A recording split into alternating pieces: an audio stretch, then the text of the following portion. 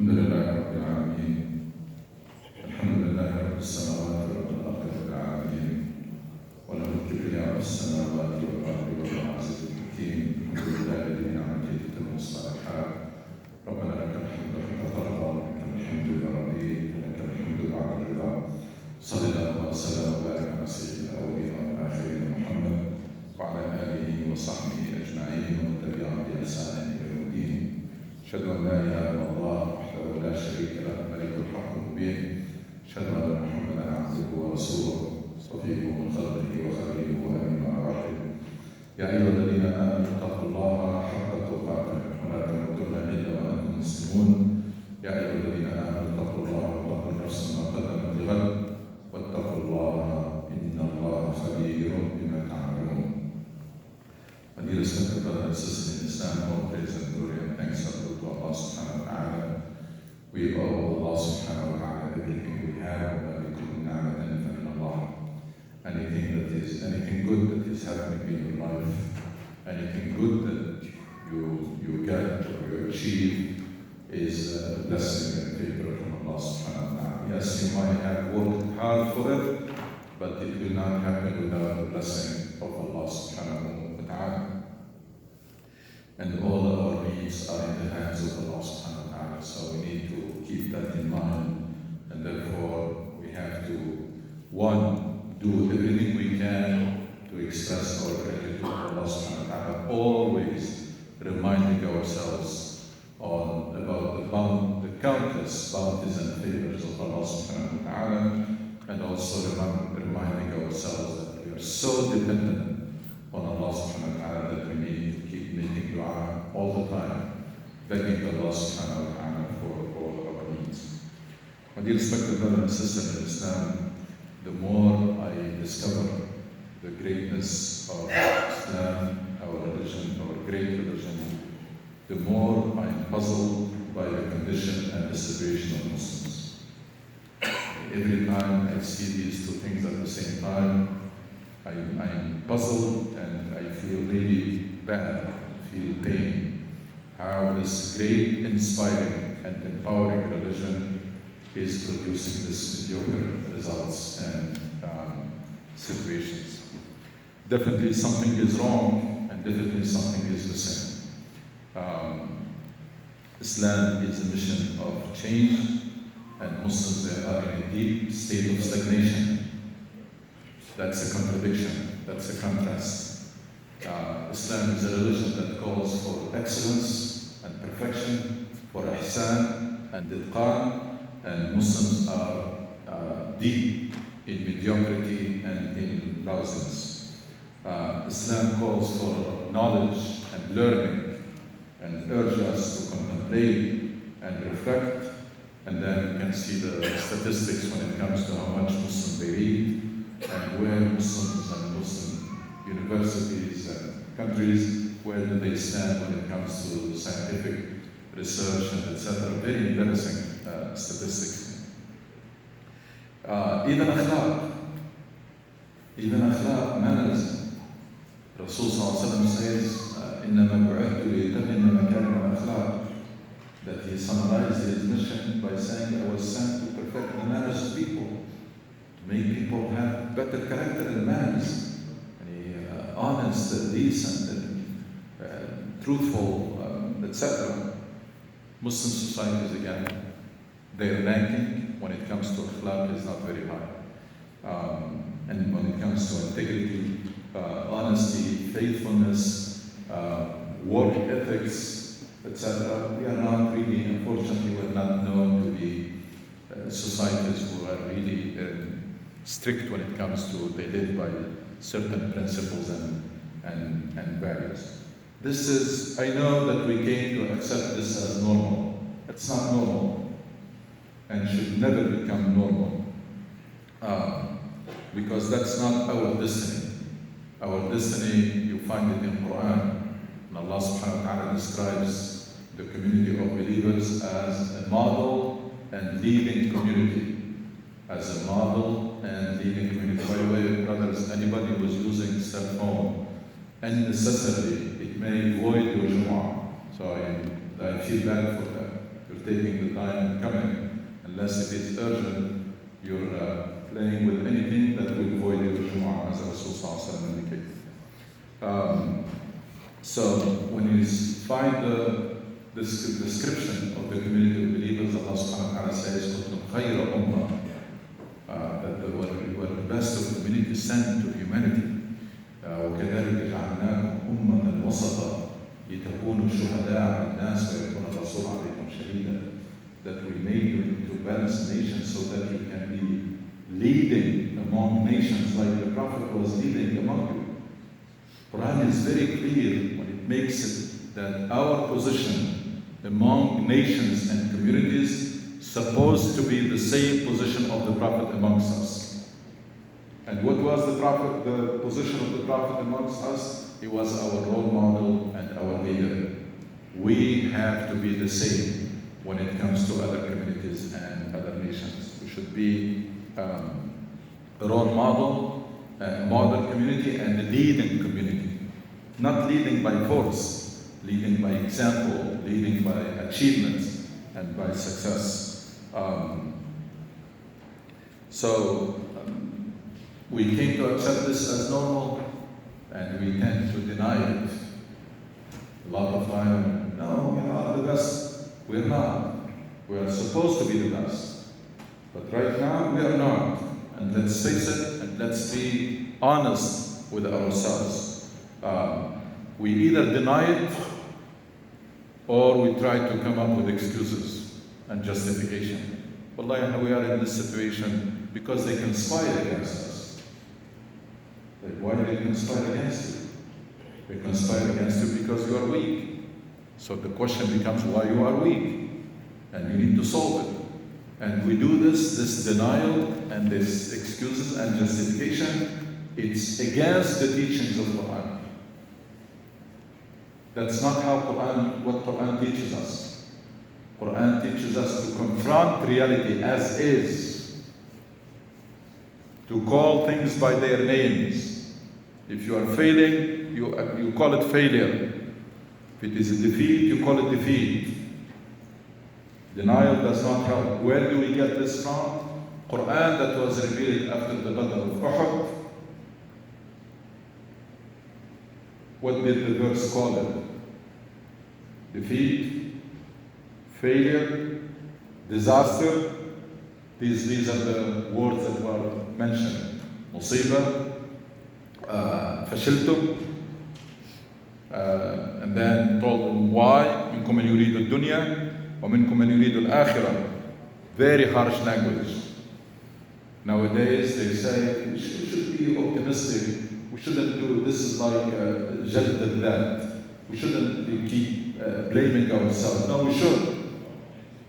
We should, because that's what Quran teaches us. Confront reality as is, and then what the verses ended up saying, قُلْ هُوَ مِنْ عِنْدِ أَنفُسِكُمْ. You only have yourselves to blame. This is the Quranic methodology. Call it as is. It was a disaster. It was not a simple, minor, no. It was a disaster. It was failure. It was because of yourself, and you only have yourselves to blame. These verses were addressed to whom? To the Prophet ﷺ and his community, and his great community. And nowadays somebody comes and says, no, we shouldn't be harsh on ourselves, and we keep finding excuses and justification. قُلْ هُوَ مِنْ عِنْدِ أَنفُسِكُمْ فَبِمَا كَسَبَتْ أَيْدِيكُمْ. In another verse, Allah subhanahu wa ta'ala says, anything that happens to you, it's the product, it's the result of what you have done. فَبِمَا كَسَبَتْ أَيْدِيكُمْ وَمَا أَصَابَكَ مِنْ سَيِّئَةٍ فَمِنْ نَفْسِكَ. Whatever things go wrong in your life, you only have yourself to blame. Where are we going to run from these clear verses that tells us to confront reality as is and to accept responsibility for it? Don't look around. Don't look for someone to blame. Don't try to blame it on anybody. Don't try to find excuses.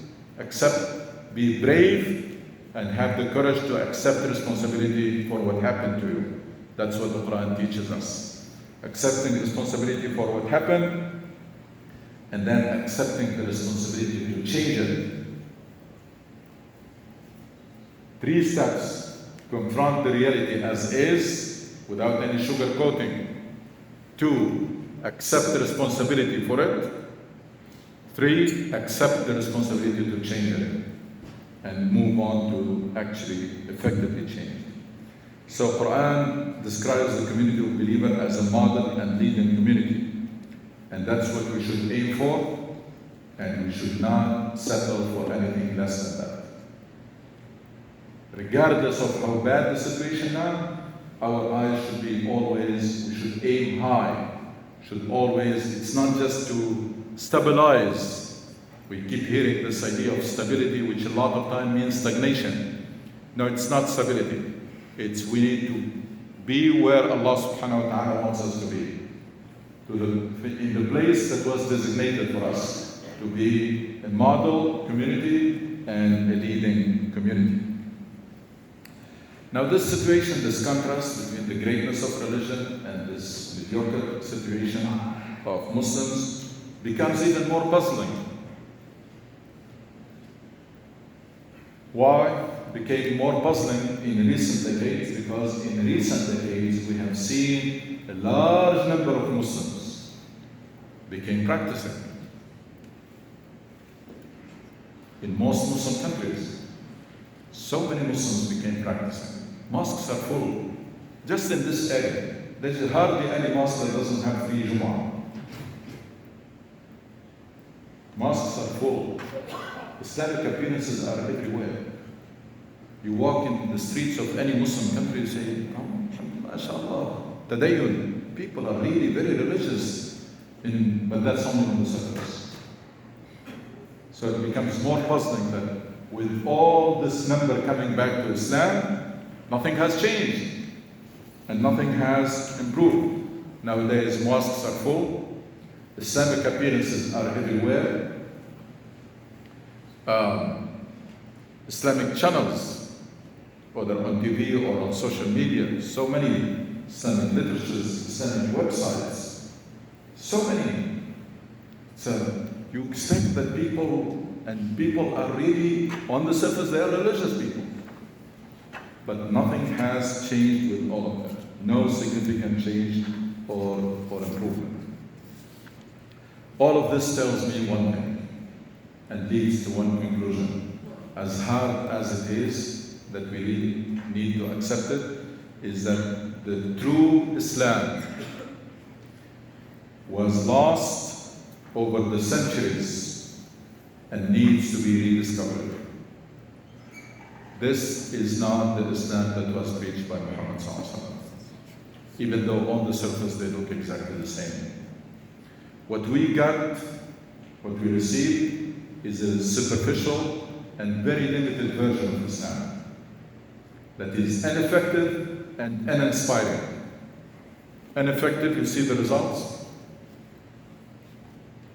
I mean, if you talk about Gaza, you can blame it on the enemy, but how about Sudan? I mean, we're going to blame it on. And so on and so forth. As I said, the statistics, not only statistics in education, by the way, or science or technology, no. These are, don't even look at them. These are very shameful. We talk about statistics in akhlaq and work values and work ethics, they're embarrassing.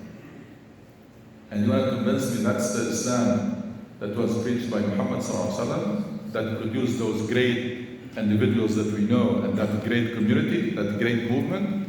No. So what we get is a superficial and limited version that is, one, ineffective. It's ineffective. And two, it's uninspiring. It's not attractive. That's why we're having a hard time selling it to our children. We're having difficulty convincing our children with it. Why? Because it's not inspiring. It is not attractive.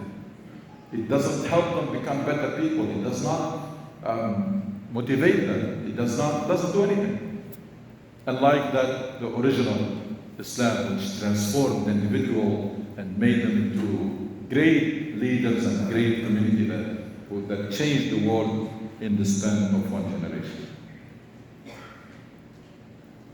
This version of Islam, this current version, this superficial and effective version of Islam, did not and will not deliver the promised results that we read in Quran, even if it is embraced by the 2 billion Muslims.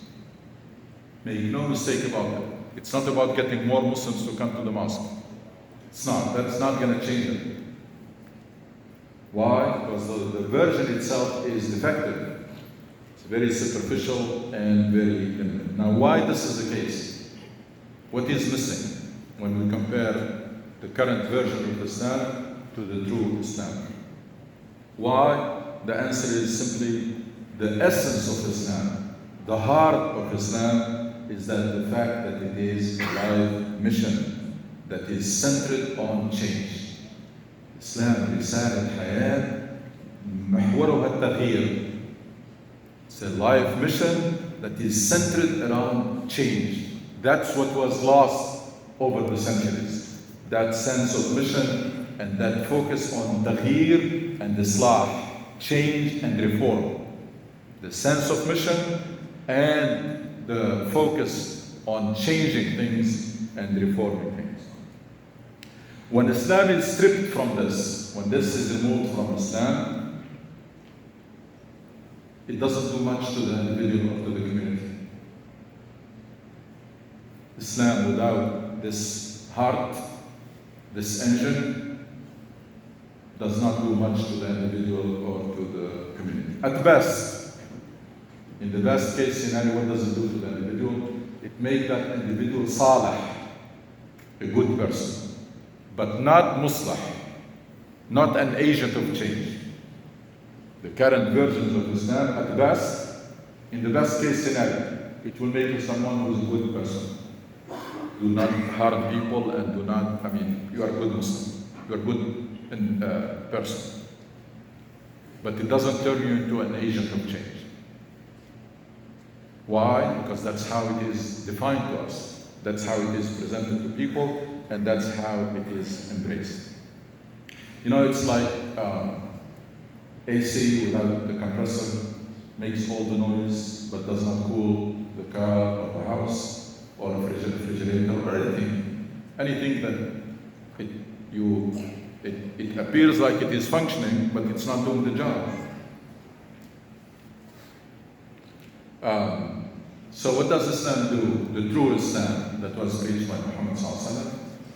Look at these 3 steps. It transforms the individual. That's not happening now. And then turn that individual into an agent or force of change in their environment. That's what happened at the time of Rasulullah. Immediately. There is no lag period. People will come to the Medina, spend a couple days, get the idea, the essence of this deen, and they go back to start working on their tribe. There is no time in between saying, I'm going to spend the time until I understand, until I practice. No, there is no such thing. And at that time, there was no zakat or fasting, nothing. It was just the essence of the deen. Most of these things came later in Medina. So Islam transforms the individual, immediately turning that individual into a force of change, islah and tagheer, reform and change, and then brings those individuals into a community or a movement of change. And Islam has a model to do all these 3 steps. The true Islam preached by Muhammad sallallahu alaihi wasallam has a model, has a method to do these 3 steps. Transforming the individual, turning that individual immediately to be actively working on their respective environment and circle, and then joining with others to form the mission-driven individuals. Islam joins them together into a mission-driven community. Individuals who embrace the mission become risali. Islam brings them together to form a community of people who are mission-driven. Now, how does Islam transform individuals and societies. And how does Islam do all these three steps? That's what we're going to spend some time on today, inshallah, and continue in the future if we have a chance. How Islam builds how Islam transforms the individuals, and how Islam builds that community. That's what we're going to be talking about. One, Islam, to answer this question, Islam has a transforming package of three components. You know, the doctor can write a treatment for you, say like 3 things that you need to do, or medicine you need to take. So together this will take care of the illness that you have. Islam has has a treatment or a package of 3 elements. That's what Rasul ﷺ instilled in the companions from day one. They may not have used the language that we use today, but that's what, if you think about it and you study it carefully, that's what Rasul ﷺ presented, and that's what the companion accepted. Number 1 on this package is Iman and the relationship with Allah subhanahu wa ta'ala. The Iman that was presented by Rasul ﷺ and embraced by the companion is different than the Iman that we have today. How they are different? They are different. That Iman was vibrant, not dormant. It was a vibrant Iman. It transforms the individuals. It builds a strong relationship with Allah subhanahu wa ta'ala, with maximum love and gratitude and thankfulness to Allah subhanahu wa ta'ala, that makes the person from day one ready to die fi sabilillah. That's the kind of Iman that Rasul ﷺ instilled. And we know what happened in Mecca of the people who were tortured, and they held on to their deen, and some of them were tortured to death. Why? Because that kind of Iman from day one, it's Iman that is not on the side. Sabghatullah, Quran calls it. It's something that pervades all aspects of your life and becomes so dear to you that you're not going to give it up, even if it's going to cost your life. Do you see that kind of Iman nowadays? No. Illa man rahim Rabbi. That's not the Iman we see nowadays. So it is that Iman and that relationship. The one that we read about the magician of Fir'aun.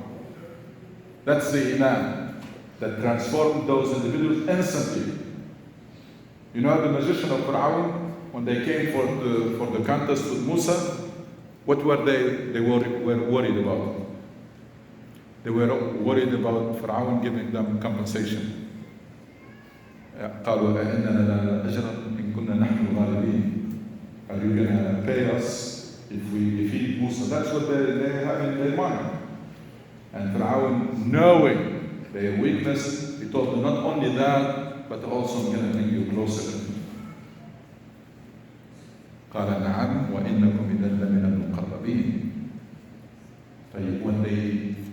When they saw the truth and they believed in Allah subhanahu wa ta'ala, what did they say? Fir'aun was saying, I'm going to execute you. I'm going to cut your hands and your legs. And they were saying, okay, do whatever you want. Now we are dedicated to Allah subhanahu wa ta'ala. Do whatever you want to do. أقضي ما أنت قاضٍ إنما تقضي هذه الحياة الدنيا. إنا آمنا بربنا ليغفر لنا خطايانا. إنا نطمع. Complete transformation. Now they're worried about Allah forgiving their sins. They came concerned about payment from Fir'aun and what's going to be. Now they're worried about Allah forgiving their previous sins. That's the Iman that Rasul ﷺ instilled in the companions from day one. That's the Iman that was in the heart of Al Yasir when they were tortured to death. That's the Iman that was in the heart of Bilal. That's the Iman that was in the heart of the companion. It is that Iman that transforms an individual and says, Oh Allah, I am your servant. Whatever you want me to do, I'm going to do it. Whatever you want me to be, I will be there. Regardless of the price, regardless of sacrifice, regardless of anything. That's missing nowadays. Number two, Islam turns life into a mission. Islam turns life into a mission. So the companions before Islam, they were living, just living. After Islam, they start living for a cause. Then there is a huge difference between the two. There is a huge difference between someone who's just living and someone who has a mission. Or, in today's language, has a dream. Huge difference in motivation, huge difference in commitment, in efforts, in sacrifice, etc. between someone who is just happy wherever they are, comfortable, and between someone who had a mission or had a dream. Rasul ﷺ instilled this mission in the hearts of the companions from day one. And what was their dream? It's the dream of the magician of Fir'aun, saying, it's to meet Allah subhanahu wa ta'ala while He's pleased with that. That's it. Everything else now, they are ready, any price to pay to seek Ridwan Allah. That's the kind of thing that you don't see nowadays. That people embrace Islam, but their life does not turn into a mission. They embrace Islam, they practice it in their life, they worship, they may abide by Islamic rules in their life, but nothing more than that. Number three is the idea of maqasid, or ultimate purposes of Islam. That your purpose when you become Muslim becomes what? Becomes the purpose of Allah subhanahu wa ta'ala. Or the purpose of Allah becomes your purpose. That also is not happening nowadays. That you realize that once you become a Muslim, your role in this life is infad muradillah. Understanding and fulfilling the purpose of Allah subhanahu wa ta'ala. So you start working to understand that mission and fulfill it to the best of your ability, and to understand the purpose of Allah subhanahu wa ta'ala and contribute to it make maximum contribution to it. Why this is important? Because the faith that we were talking about and that sense of mission generates a lot of energy. So Islam channels those energy before it goes out of control. Islam channels, gives you compass, bawsala, so that energy will go into making this world a better place, making this world more just, making this world more peaceful. This is what Allah subhanahu wa ta'ala wants to happen on earth, and that becomes your goals from the first day you embrace Islam. That's the magic formula that the Prophet ﷺ instilled in the companions from day one. That's what they had in mind when they declared Shahada. When they came to declare Shahada to Rasul ﷺ, that's what they had in mind. That's the Islam they held on to, even when they were tortured, and some were tortured to death.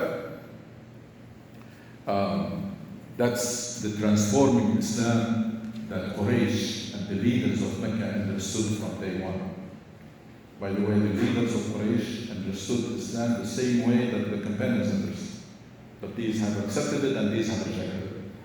But both of them understood that this power of transformation of Islam. What bothered Quraysh and the leaders of Mecca at that time is not that people start worshipping idols.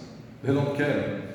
There were people before Muhammad ﷺ who stopped worshipping idols in Mecca. Nobody cared about them. Why? Because they kept it for themselves.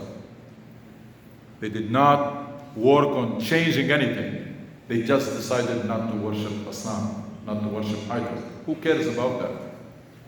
But Quraysh and the leaders of Mecca saw from day one where this is going. When they saw their slaves freed by Islam, when they saw that people who embrace this deen become so brave and so motivated, and now they have a mission, and that it's different kind of people they used to deal with. And even when they tortured them and harassed them, it didn't work. That's what they were afraid of. They knew where is this leading, that these are going to join forces, form a community that will change the status quo. And they were, of course, taking advantage of the status quo. Those who are benefiting from the status quo, they saw where this is heading. This is a religion of justice. This is a religion that can establish equality between them and their slaves or former slaves. That's not something that was acceptable. So it is this formula that we were talking about, that Rasul presented, companions accepted it, and Quraysh and the leaders of Mecca understood it from day one. It's not this kind of Islam. It's not that Rasul came with people with a list that say, I just want you to pray and fast and pay your zakat. And I'm not underestimating these. These are the pillars of Islam. And then abstain from alcohol and zina, and you're good. That's not how Rasul presented Islam, and that's not what the Sahaba had in mind when they said, Inna Ghafur Rahim.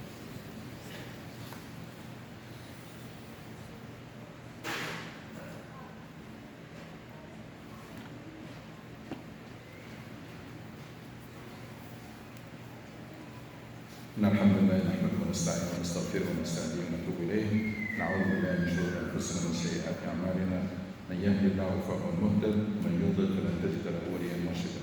But dear respected brothers and sisters in Islam, when the leaders of Mecca saw this transformation in those individuals, and they become people with a mission and who are willing to die for their deed, that's what bothered them. That's what made them worry. Because again, they know that individual who is willing to die for a religion, they're going to join hand and form a community that will be unstoppable.